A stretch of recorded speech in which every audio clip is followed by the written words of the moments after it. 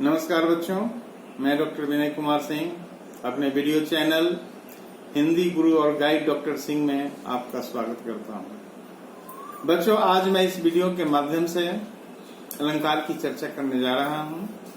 इससे पहले भी अलंकार से जुड़ी चर्चाएं हुई है। मैंने इसके पहले वीडियो में भी अलग अलग अलंकारों की चर्चा की है। आज मैं जिस अलंकार की चर्चा करने जा रहा हूं वह है उत्प्रेक्षा अलंकार। बच्चों, उत्प्रेक्षा अलंकार अर्थालंकार का एक भेद है जिसकी चर्चा हम इस वीडियो में करेंगे। यहाँ उत्प्रेक्षा अलंकार की चर्चा करने से पहले एक संक्षिप्त जानकारी मैं आपको दूं कि इससे पहले आपने उपमा अलंकार और रूपक अलंकार की चर्चा अवश्य देखी है। यदि आपने नहीं देखा तो आप मेरे वीडियो में देख लेंगे। इसके पहले वीडियो में रूपक की बात की गई है, उपमा की बात की गई है और आज पुनः मैं उत्प्रेक्षा की चर्चा कर रहा हूं। आपकी सहूलियत के लिए मैंने इस व्हाइट बोर्ड का भी सहारा लिया है ताकि ये बातें आप तक पहुंचाई जा सके, आपको कोई परेशानी न हो। बच्चों, ये जानना जरूरी है कि आखिर क्यों मैंने उत्प्रेक्षा अलंकार की चर्चा के क्रम में उपमा की बात की और रूपक की बात की। बच्चों, मैंने इसका नाम इसलिए लिया कि उपमा अलंकार, रूपक अलंकार और उत्प्रेक्षा अलंकार, इन तीनों अलंकारों में उपमेय और उपमान की स्थितियां रहती है जिसे बखूबी समझने की आवश्यकता है, न कि उसमें उलझने की आवश्यकता है। गौर करने वाली बात है बच्चों, मैं बड़े ही सहजता और इत्मीनान होकर ये बातें आप तक पहुंचाने का प्रयास कर रहा हूं कि उत्प्रेक्षा अलंकार को समझने से पहले उपमा अलंकार और रूपक अलंकार के संदर्भ में जो चर्चाएं की गई है और वह चर्चाएं क्या है, मैं संक्षिप्त जानकारी मैं आपको दूं। जैसा कि मैंने बताया था कि उपमा अलंकार में उपमेय और उपमान की समानता दिखाई जाती है। रूपक अलंकार में उपमेय और उपमान एक हो जाते हैं, जबकि उत्प्रेक्षा अलंकार में उपमेय उपमान की संभावित स्थितियों का आकलन होता है। ऐसा होता हुआ दिखता है, ऐसा होता नहीं है। तो चलते हैं क्रम से उत्प्रेक्षा अलंकार की चर्चा की जाए ताकि ये बात बखूबी समझ में आए कि आखिर क्या है उत्प्रेक्षा अलंकार। उत्प्रेक्षा अलंकार बच्चों समझने से पहले आपको ये समझना पड़ेगा कि जो उत्प्रेक्षा शब्द है उसका अर्थ क्या है, क्योंकि जब तक मौलिकता को आप नहीं समझेंगे सिर्फ रटंत विद्या से काम नहीं चलेगा। अलंकार पढ़ने का अर्थ ये कदापि नहीं होता कि आप दो चार उदाहरणों को याद कर लें और परीक्षा में अंक किसी तरह आ जाए और आपका काम चल जाए। बच्चों, ऐसी सोच क्षणिक है। यदि वाकई आप साहित्य से रुचि रखते हैं, उच्चतर कक्षाओं में जाकर साहित्य का अध्ययन करना चाहते हैं, साहित्य से थोड़ा भी लगाव है, तो व्याकरण की मौलिकता को समझना जरूरी है। क्योंकि आप इस उम्र में यदि समझने का प्रयास नहीं करेंगे और जब आप जैसे जैसे बड़े होंगे फिर आपके लिए समझना बिल्कुल कठिन होगा और तब आप कहेंगे कि हिंदी क्लिष्ट है। बच्चों, हिंदी क्लिष्ट उन लोगों के लिए है जो ऐसी बात सोचते हैं। दरअसल हिंदी क्लिष्ट नहीं है। विश्व की जितनी भी भाषाएं हैं उसमें सबसे सरल और सहज हिंदी ही है। क्यों है? क्योंकि इसकी लिपि जो देवनागरी है वह किसी भी भाषा को अपने आप में समेट लेने का मद्दा रखती है। यानी किसी भी विदेशी भाषा के शब्दों को हम हूबहू स्वीकार करते हैं। जैसे कि डॉक्टर, इंजीनियर, हॉस्पिटल, कॉलेज, तमाम ये शब्द हिंदी में लिखे जाते हैं और अनपढ़ आदमी भी स्कूल कॉलेज की बात करता है। कोई विद्यालय नहीं कहता, सब स्कूल कहते हैं। ऐसा इसलिए होता है बच्चों क्योंकि स्कूल को सहज रूप में देवनागरी में ऐसी क्षमता है कि उसे आत्मसात कर लेती है, और लिपि की यही खासियत इस भाषा को बृहत्तर विस्तृत क्षेत्रों में उसके उपयोग और प्रयोग का दर्जा दिलाती है। निसंदेह विश्व की भाषाओं में हिंदी दूसरे नंबर पर है, और यहाँ इस बात की चर्चा इसलिए की गई ताकि भाषा के प्रति आपका रुझान हो, आपका लगाव हो। आप ऐसा न समझें कि हिंदी मध्य क्षेत्रीय भाषा है, इसके अध्ययन का क्या लाभ, ऐसा कदापि नहीं है। पुनः मैं अपने विषय उत्प्रेक्षा अलंकार की तरफ आता हूं ताकि आपको बखूबी उत्प्रेक्षा से जुड़ी बातों को बताऊं और आप इसे सहजता पूर्वक समझें। तो बच्चों, जैसे मैंने बताया कि उत्प्रेक्षा शब्द का अर्थ पहले समझना है। उत्प्रेक्षा का अर्थ होता है उत्कृष्ट रूप से उपमान को देखना। उत्प्रेक्षा 3 शब्दों से बना है। उत, जिसका अर्थ होता है उत्कृष्ट रूप से, प्र यानी प्रकृष्ट यानी उपमान, और इच्छा यानी देखना, यानी उत्कृष्ट रूप से उपमान को देखना उत्प्रेक्षा अलंकार है। इसे थोड़ा और विस्तृत शब्दों में व्यंजित किया जाए तो ऐसा कहा जा सकता है कि जहां उपमेय में उपमान की संभावना अथवा कल्पना की जाए वहां उत्प्रेक्षा अलंकार होता है। उपमेय में उपमान की संभावना या कल्पना की जाए। अब यहाँ पुनः बताने की आवश्यकता नहीं है कि उपमेय क्या है, उपमान क्या है, इसकी विस्तृत चर्चा की जा चुकी है उपमा अलंकार के संदर्भ में। लेकिन आज पुनः मैं यहाँ पर भी उपमेय और उपमान की चर्चा कर रहा हूँ, क्योंकि मेरा मकसद क्या है? मेरा मकसद है बच्चों आपको उत्प्रेक्षा अलंकार समझाना, और उपमा की बात, रूपक की बात इसलिए की जा रही है क्योंकि इन तीनों अलंकारों में उपमेय और उपमान की स्थितियां मौजूद रहती है। फर्क क्या है उसकी चर्चा मैं पुनः नीचे करूंगा, लेकिन पहले यहाँ आप समझें कि आखिर उत्प्रेक्षा अलंकार क्या है। तो बच्चों, मैंने पहले बताया कि उत्प्रेक्षा शब्द का अर्थ क्या है। उत का उत्कृष्ट रूप से, प्र का प्रकृष्ट यानी उपमान, और इच्छा यानी देखना, यानी उत्कृष्ट रूप से उपमान को देखना ही उत्प्रेक्षा है। और इस चर्चा के साथ ये भी मैंने बताया कि जहां उपमेय में उपमान की संभावना अथवा कल्पना की जाए वहां उत्प्रेक्षा अलंकार होता है। ये तो बच्चों परिभाषा हुई। जब हम इसे उदाहरण की धरातल पर आएंगे तब ये बातें और भी स्पष्ट होगी कि आखिर उत्प्रेक्षा अलंकार क्या है, इसकी पहचान कैसे होगी। एक उदाहरण लिया जाए कि सोहत ओढ़े पीत पट श्याम सलोने गात, मनो नीलमणि शैल पर आतप पड़यो प्रभात। यहाँ प्रातःकालीन सौंदर्य का चित्रण है। सुबह का समय है और सूर्य की किरणें पर्वत पर आरोपित हो रही हैं। लेकिन इसे काव्यात्मक भाव में कवि ने यहाँ पर चित्रण किया है कि सोहत ओढ़े पीतपट श्याम सलोने गात। श्री कृष्ण के सांवले रूप का चित्रण है। नीले रंग के श्री कृष्ण पीले रंग के वस्त्रों में सुसज्जित हैं। दृश्य यही अंकित किया गया है, और इस दृश्य के अंकन में कवि ने यहाँ बताने का प्रयास किया है कि मनो नीलमणि शैल पर आतप पड़यो प्रभात। मनोवाचक पद है बच्चों।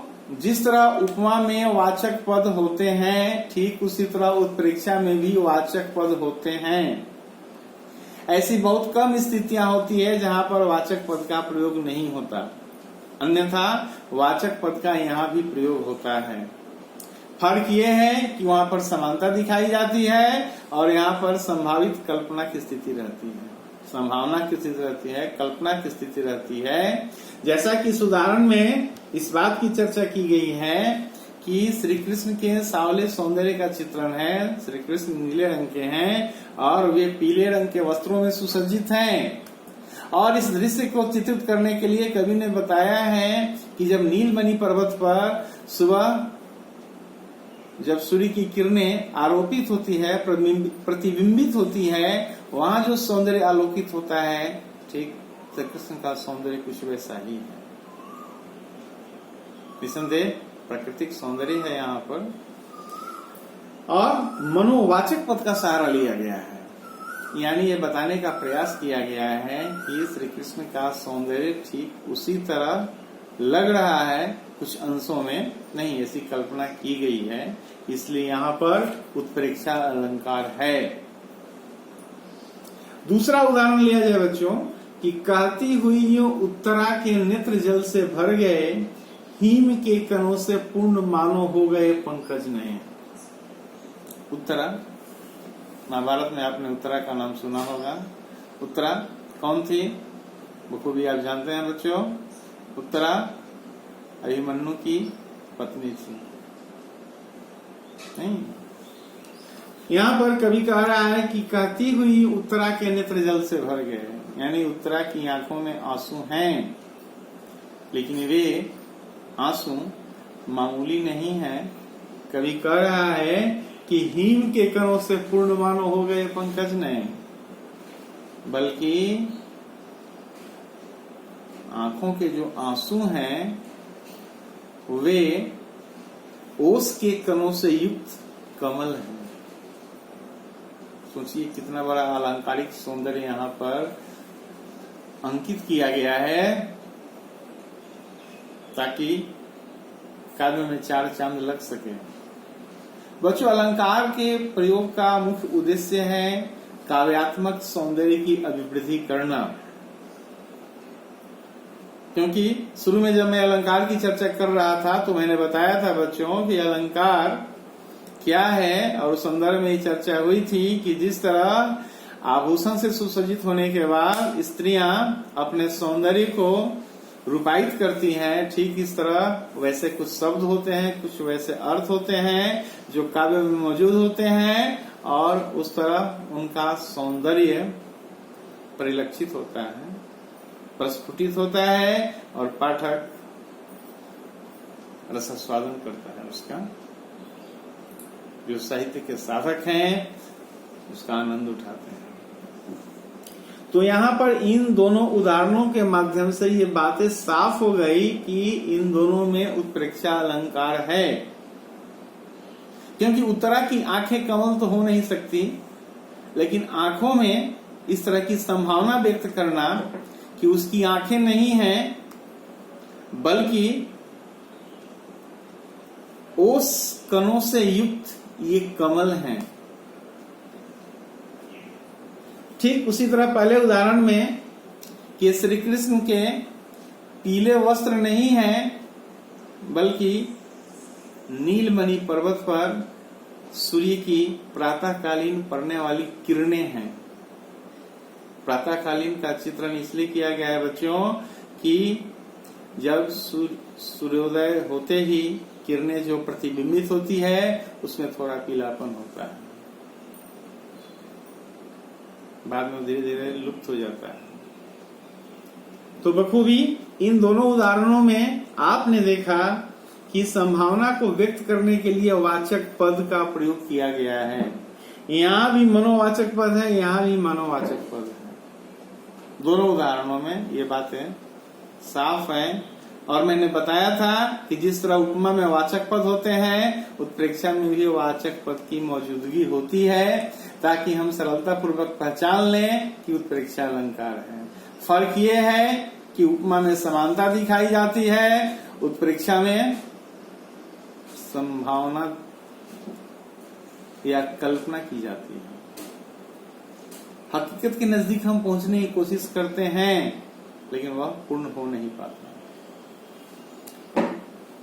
इस क्रम में ये जानना जरूरी है, यहाँ पर बच्चों मैंने 3 अलंकार लिखे हैं, उपमा, रूपक और उत्प्रेक्षा। एक छोटा सा मैंने उदाहरण लिया है ताकि आप तक ये बात पहुंच सके कि आखिर तीनों में क्या फर्क है।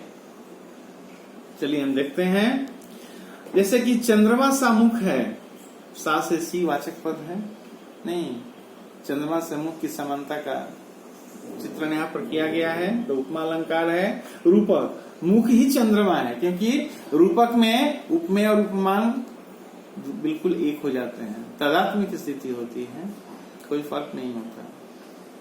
लेकिन उत्प्रेक्षा में मुख मानो चंद्रमा है।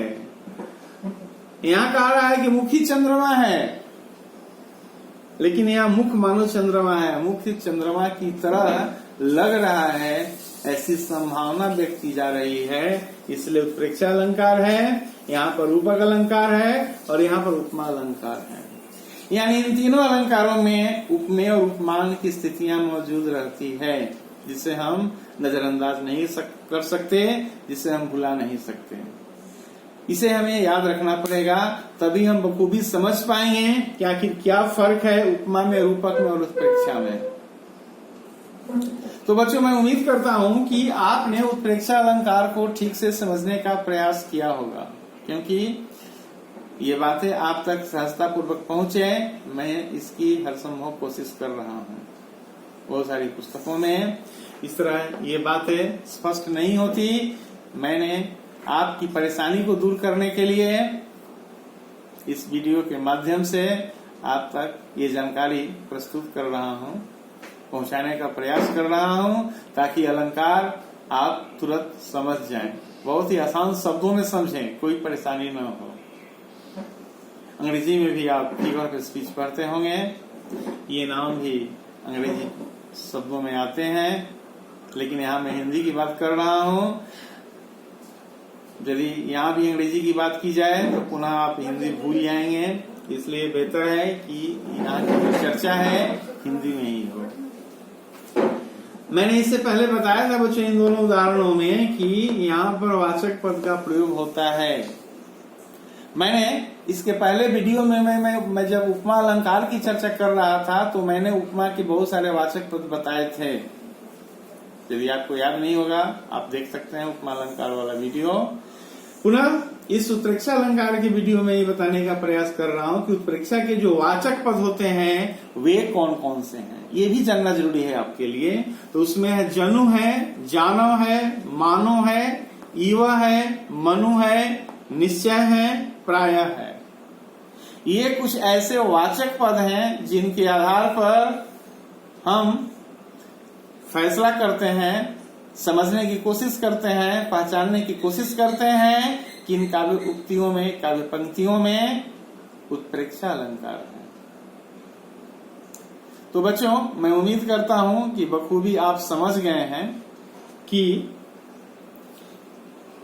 उपमा, रूपक और उत्प्रेक्षा का फर्क क्या है, क्योंकि तीनों में थोड़े फर्क हैं जिसे जानना जरूरी है। अन्यथा आप उपमा को उत्प्रेक्षा कहने लगेंगे, रूपक को उपमा कहने लगेंगे और उपमा को रूपक कहने लगेंगे। इस परेशानी से बचने के लिए आपको तीनों का फर्क समझना जरूरी है, इसलिए मैंने तीनों को यहाँ लिखा है और उसके लिए एक उदाहरण भी प्रस्तुत किया है ताकि ये फर्क समझ में आए और पुनः आप समझ लें कि उत्प्रेक्षा अलंकार क्या है। तीनों में फर्क है, लेकिन जो मूल बात है उपमेय और उपमान की बात, इसे हमें याद रखना जरूरी है, तभी हम बखूबी समझ पाएंगे कि आखिर तीनों अलंकारों का फर्क कैसे किया जाए, क्यों किया जाए और कैसे सरल शब्दों में समझा जाए। मैं उम्मीद करता हूं बच्चों कि ये बातें आपको जरूर समझ में आई होगी, और यदि नहीं समझ में आई होगी, कोई परेशानी हो तो आप कमेंट करके जानने की कोशिश करेंगे और मैं संभवतः प्रयास करूंगा कि आपकी समस्याओं का निराकरण करूं, क्योंकि इससे पहले भी कुछ बच्चों ने निवेदन किया था कि पुनः अलंकार की चर्चा हो और मैं पूरा एक बार विस्तृत रूप से अलंकार पर वीडियो बना रहा हूं ताकि आपके पास ये जानकारी सहजतापूर्वक पहुंचे और आप इससे लाभान्वित हों। उम्मीद करता हूं ये वीडियो जरूर पसंद आया होगा और ये आप पर निर्भर है कि आप इसे लाइक करेंगे, शेयर करेंगे और सब्सक्राइब करेंगे। धन्यवाद।